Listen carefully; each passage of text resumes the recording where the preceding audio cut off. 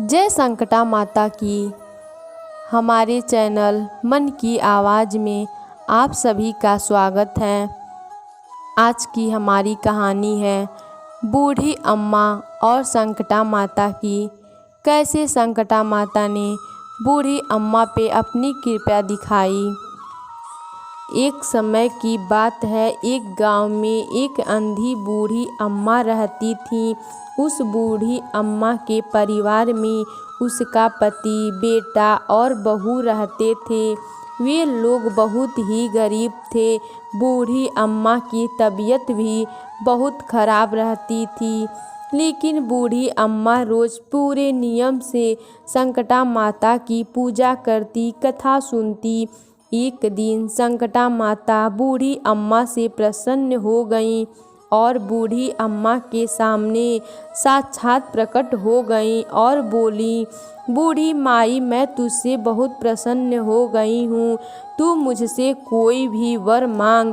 तब बूढ़ी अम्मा बोली, हे संकटा माता, मुझे तो मांगना ही नहीं आता। तब संकटा माता बोली, मैं आई हूँ तो कुछ न कुछ देकर ही जाऊंगी। बूढ़ी अम्मा बोली, माता, पहली बार आप सामने आई हैं, आपको देखकर ही मेरी सारी इच्छाएं खत्म हो गईं। मुझे नहीं पता मैं क्या मांगूं। संकटा माता मुस्कुराते हुए बोली, बूढ़ी माई, मैं कल फिर आऊंगी, तब तक तू सोच ले और अपने घर वालों से भी पूछ ले। ओ बोली, जी संकटा माता। माता जी चली गईं। तब उस बूढ़ी अम्मा ने अपने बेटे से सारी बात बताई तो बेटा बोला, अम्मा धन मांग ले। बूढ़ी अम्मा को कुछ सही नहीं लगा। उसने फिर अपनी बहू से पूछा। बहू ने बोला, माँ पोता मांग ले, पोता।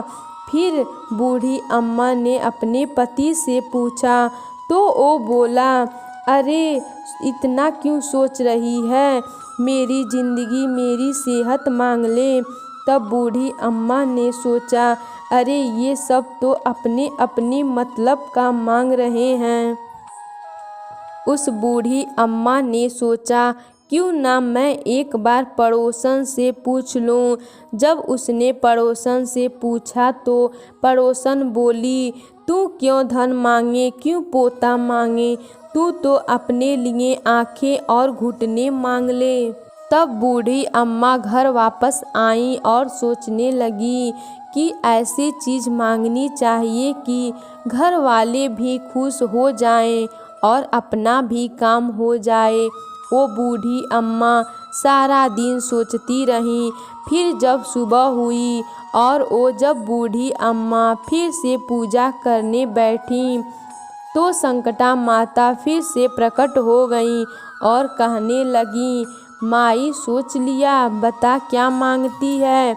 तब बूढ़ी अम्मा बोली, हे कष्टों को दूर करने वाली संकटा माता, आप ऐसी कृपा करो और मुझे आँखें और घुटने दो, ताकि मैं सोने के कटोरे में अपने आँखों से अपने पोते को दूध पीता देखूं। अमर सुहाग दो, निरोगी काया और सभी को सुख में देखूं। तब संकटा माता बोली, माई, तूने तो मुझे ठग लिया, सब कुछ मांग लिया और कहती है मुझे मांगना ही नहीं आता। पर ठीक है, तथा अस्तु कहकर संकटा माता अंतर ध्यान हो गईं। उस बूढ़ी अम्मा के परिवार में खुशियाँ ही खुशियाँ हो गईं संकटा माता की वरदान से। जो भी सच्चे मन से संकटा माता की पूजा, व्रत तथा कहानी सुनता है, माता उस पर अपनी ऐसी ही कृपा बनाए रखती हैं। अगर हमारी कहानी आपको पसंद आए तो प्लीज़ हमारे वीडियो को शेयर कीजिए और हमारे चैनल पर नए हैं तो हमारे चैनल को सब्सक्राइब कीजिए। धन्यवाद।